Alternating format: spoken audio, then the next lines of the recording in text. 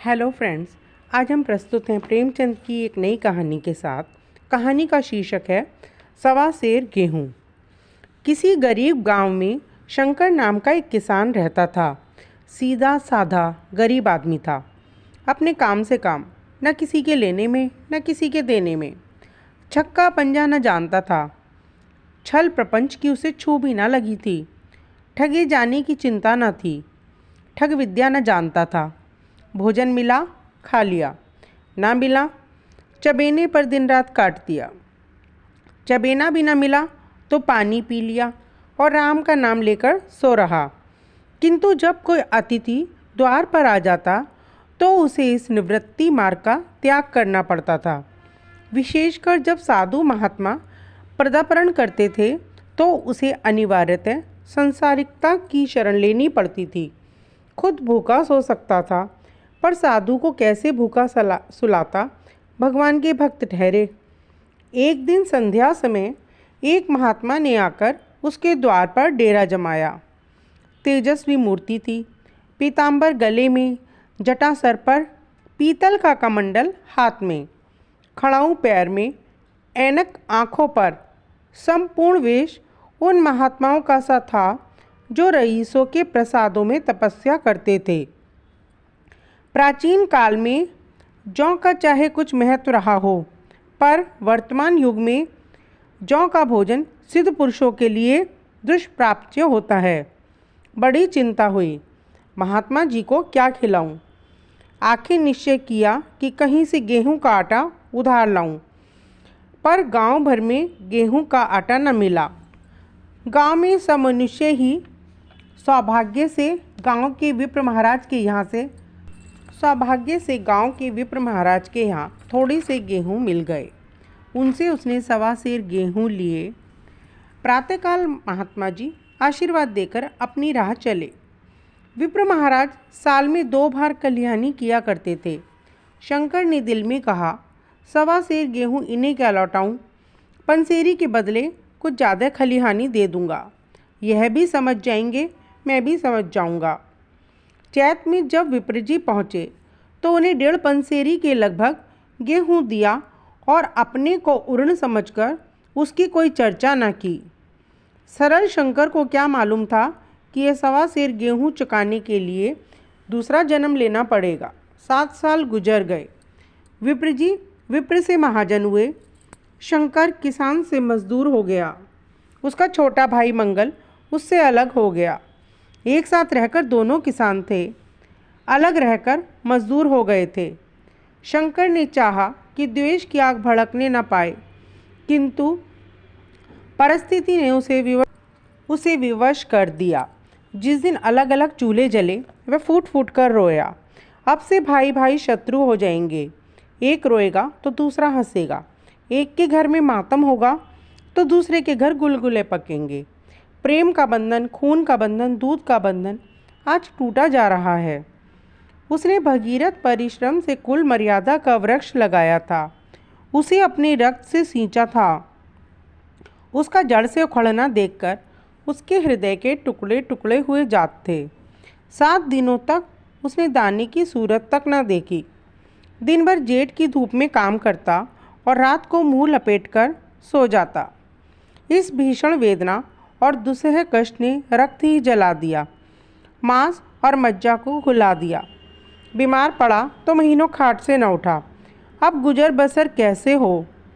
5 बीघे के आधे खेत रह गए। एक बैल रह गया। खेती क्या खाक होती।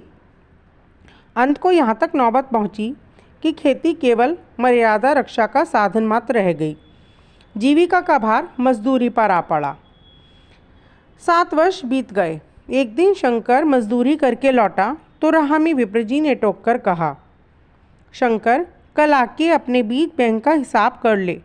तेरे यहाँ 5.5 मन गेहूँ कब से बाकी पड़े हुए हैं और तू देने का नाम नहीं लेता। हजम करने का मन है क्या। शंकर ने चकित होकर कहा, मैंने तुमसे कब गेहूँ लिए थे जो 5.5 मन हो गए। तुम भूलते हो मेरे यहाँ किसी का छटाक भर ना अनाज है, न एक पैसा उधार। विप्र, इसी नियत का तो ये फल भोग रहे हो कि खाने को नहीं जुड़ता। यह कहकर विप्र जी ने उसे 1.25 सेर गेहूं का जिक्र किया जो आज से 7 वर्ष पहले शंकर को दिए थे। शंकर सुनकर अवाक रह गया। ईश्वर, मैंने इन्हें कितनी बार खलिहानी दी, इन्होंने मेरा कौन सा काम किया।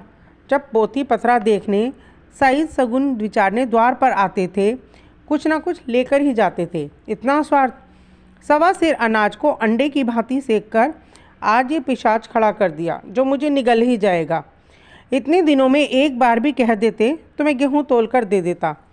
क्या इसी नीयत से चुप साथ बैठे थे? बोला, महाराज, नाम लेकर मैंने उतना अनाज नहीं दिया, पर कई बार खलिहान में सेर 2-2 सेर दिया है। अब आप आज 5.5 मन मांगते हैं, कहाँ से दूंगा? विप्र, लेखा ज्यों बख्शी 100। तुमने जो कुछ दिया होगा उसका कोई हिसाब नहीं, चाहे एक की जगह 4 पंसेरी दे दो। तुम्हारे नाम बही में 5.5 मन लिखा हुआ है, जिससे चाहे हिसाब लगवा लो। दे दो तो तुम्हारा नाम छेक दूँ, नहीं तो और भी बढ़ता रहेगा। शंकर, पांडे, क्यों एक गरीब को सताते हो? मेरे खाने का ठिकाना नहीं, इतना गेहूँ किसके घर से लाऊंगा? विप्र, जिसके घर से चाहे लाओ, मैं छटाक भर भी न छोड़ूंगा। यहाँ न दोगे, भगवान के घर तो दोगे। शंकर काँप उठा।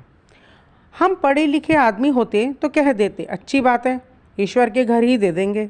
वहाँ की तोल यहाँ से कुछ बड़ी तो ना होगी। कम से कम इसका कोई प्रमाण हमारे पास नहीं, फिर इसकी क्या चिंता। किंतु शंकर इतना तार्किक, इतना व्यवहार चतुर न था। एक तो रण, वह भी ब्राह्मण का, बही में नाम रह गया तो सीधे नरक में जाऊंगा। इस ख्याल से ही उसे रोमांच हो गया। बोला, महाराज, तुम्हारा जितना होगा वही दूंगा। ईश्वर के यहाँ क्यों दूँ? इस जन्म में तो ठोकर खा ही रहा हूँ, उस जन्म के लिए क्यों कांटे बोऊं? मगर यह कोई नियाव नहीं है। तुमने तो राई का पर्वत बना दिया। उसी घड़ी तकादा करके ले लिया होता तो आज मेरे सर पर इतना बड़ा बोझ क्यों पड़ता?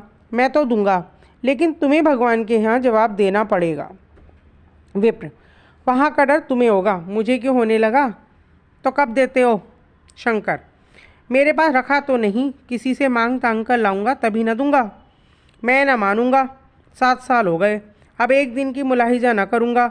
गेहूँ नहीं दे सकते, दस्तावेज लिख दो। शंकर, मुझे तो देना है, चाहे गेहूँ ले लो चाहे दस्तावेज लिखवाओ। किस हिसाब से दाम रखोगे? बाजार भाव 5 सेर का है, तुम्हें 5.25 सेर का काट दूंगा। शंकर, जब दे ही रहे हो तो बाजार भाव काटूंगा, पाव भर छुड़ाकर क्यों दोषी बनूं? हिसाब लगाया तो गेहूं के दाम 60 रुपये हुए। 60 रुपये का दस्तावेज लिखा गया, 3 रुपये सैकड़े सूद। साल भर में ना देने पर सूद का दर 3.5 रुपये सैकड़े, 12 आने का स्टाम्प, 1 रुपया दस्तावेज की तहरीर शंकर को ऊपर से देनी पड़ी। गांव भर में विप्र जी की निंदा हुई, लेकिन मुंह पर नहीं। महाराज से सभी का काम पड़ता है, उसके कौन मुंह लगे। शंकर ने साल भर तक कठिन तपस्या की। मियाद के पहले रुपये अदा करने का उसने व्रत सा कर लिया। दोपहर को पहले भी ना चूल्हा जलता था, चबेने पर बसर होती थी, अब वह भी बंद हुआ। केवल लड़के के लिए रात की रोटियां रख दी जाती। पैसे रोज का तंबाकू पी जाता था, यही एक व्यसन था जिसका वह कभी त्याग न कर सका था। अब इस व्यसन भी इस कठिन व्रत की भेंट चढ़ गया। उसने चिलम पटक दी, हुक्का तोड़ दिया और तंबाकू की हांडी चूर चूर कर डाली। कपड़े पहले भी त्याग की चरम सीमा तक पहुंच चुके थे, अब वह प्रकृति की न्यूनतम रेखाओं में आबद्ध हो गए। शिशिर की अस्थि बंधक शरीर को उसने आग ताप कर काट दिया। इस ध्रुव संकल्प का फल आशा से बढ़कर निकला। साल के अंत में उसके पास 60 रुपये जमा हो गए। उसने समझा, पंडित जी को इतने रुपए दूंगा और कहूँगा, महाराज बाकी रुपए भी जल्दी आपके सामने हाजिर करूँगा। 15 रुपये की ही तो क्या बात है। क्या पंडित जी इतना भी ना मानेंगे? इतने रुपए लिए और ले जाकर पंडित जी के चरण कमलों पर अर्पण कर दिए। पंडित जी ने विस्मित होकर पूछा, किसी से उधार लिए क्या? नहीं महाराज, आपके असीम से अब की अच्छी मजदूरी मिली। विप्र, लेकिन यह तो 60 रुपये ही है। शंकर, हाँ महाराज, अभी इतने ले लीजिए, बाकी मैं 2-3 महीने में दे दूंगा। मुझे ऋण करिए। विप्र, ऋण तो तभी होंगे जब मेरी कौड़ी कौड़ी चुका दोगे। जाकर मेरे 15 रुपये और लाओ। शंकर, महाराज इतनी दया करो, अब सांझ की रोटियों का भी ठिकाना नहीं है। गाँव में हूँ तो कभी दे ही दूंगा। विप्र, मैं रोग नहीं पालता, मैं बहुत बातें करना जानता हूँ। अगर मेरे पूरे रुपए न मिलेंगे तो आज 3.5 रुपये सैकड़े का ब्याज लगेगा। अपने रुपए चाहे अपने घर में रखो, चाहे मेरे यहाँ छोड़ जाओ। शंकर, अच्छा जितना लाया हूँ उतना रख लीजिए, मैं जाता हूँ, कहीं से 15 रुपये और लाने की फिक्र करता हूँ। शंकर ने सारा गांव छान मारा मगर किसी ने रुपए न दिए। इसलिए नहीं कि उसका विश्वास ही न था, मगर किसी के पास रुपए न थे, बल्कि इसलिए कि पंडित जी के शिकार को छेड़ने की किसी की हिम्मत न थी। क्रिया के पश्चात प्रतिक्रिया नैसर्गिक नियम है। शंकर साल भर तक तपस्या करने पर भी जब ऋण से मुक्त होने में सफल न हो सका तो उसका संयम निराशा के रूप में परिणित हो गया। उसने समझ लिया कि जब इतना कष्ट सहने पर भी साल भर में 60 रुपये से अधिक न जमा कर सका तो अब कौन सा उपाय है जिसके द्वारा इससे दूने रुपये जमा होंगे। जब सिर पर ऋण का बोझ ही लदना है तो क्या मन भर का, क्या सवा मन का। उसका उत्साह क्षीण हो गया, मेहनत से घृणा हो गई। आशा उत्साह की जननी है, आशा में तेज है, बल है, जीवन है। आशा ही संसार की संचालक शक्ति है। शंकर आशाहीन होकर उदासीन हो गया। वह जरूरतें जिनको उसने साल भर तक टाला था अब द्वार पर खड़ी होने वाली भिखारिणें न थीं, बल्कि छाती पर सवार होने वाली पिशाचिनियाँ थीं जो अपनी भेंट लिए बिना जान न छोड़ती। कपड़ों में चिकत्तियाँ के लगने की भी एक सीमा होती है। जब शंकर को चिट्ठा मिलता तो वह रुपए जमा न करता था, वहाँ अब गांजे और चरस का चस्का भी लगा। उसे अब रुपए अदा करने की कोई चिंता न थी, मानो उसके ऊपर किसी का एक पैसा भी नहीं आता। पहले जूड़ी चढ़ी होती थी पर वह काम करने अवश्य जाता था, अब काम पर न जाने के लिए बहाना खोजा करता। इसी भांति 3 वर्ष निकल गए। विप्रजी महाराज ने एक बार भी तकादा न किया। वह चतुर शिकारी की भांति अचूक निशाना लगाना जानते थे। पहले से शिकार को चौंकाना उनकी नीति के विरुद्ध था। एक दिन पंडित जी ने शंकर को बुलाकर हिसाब दिखाया। 60 रुपये जो जमा थे वह मीना करने पर शंकर के जिम्मे 120 रुपये निकले। शंकर, इतने रुपए तो उसी जन्म में दूंगा, इस जन्म में तो नहीं हो सकते। विप्र, मैं इसी जन्म में लूँगा, मूल न सही सूद तो देना ही पड़ेगा। शंकर, एक बैल है वह ले लीजिए, एक झोंपड़ी है वह ले लीजिए, और मेरे पास रखा क्या है। विप्र, मुझे बैल बधिया लेकर क्या करना है, मुझे देने को तुम्हारे पास बहुत कुछ है। शंकर, और क्या है महाराज। विप्र, कुछ नहीं है, तुम तो हो, आखिर तुम भी कहीं मजदूरी करने जाते हो, मुझे भी खेती के लिए मजदूर रखना ही पड़ता है। सूद में तुम हमारे यहाँ काम किया करो, जब सुविधा हो मूल भी दे देना। सच तो यह है कि अब तुम किसी दूसरी जगह काम करने नहीं जा सकते जब तक मेरे रुपए नहीं चुका दो। तुम्हारे पास कोई जायदाद नहीं है, इतनी बड़ी गठारी में किस एतबार पर छोड़ दूँ। कौन इसका जिम्मा लेगा कि तुम मुझे महीने महीने सूद देते जाओगे, और कहीं कमाकर जब मुझे सूद भी नहीं दे सकते तो मूल की कौन कहे। शंकर, महाराज सूद में तो काम करूँगा और खाऊँगा क्या। विप्र, तुम्हारी घरवाली है, लड़के हैं, क्या वे हाथ पांव कटा के बैठेंगे।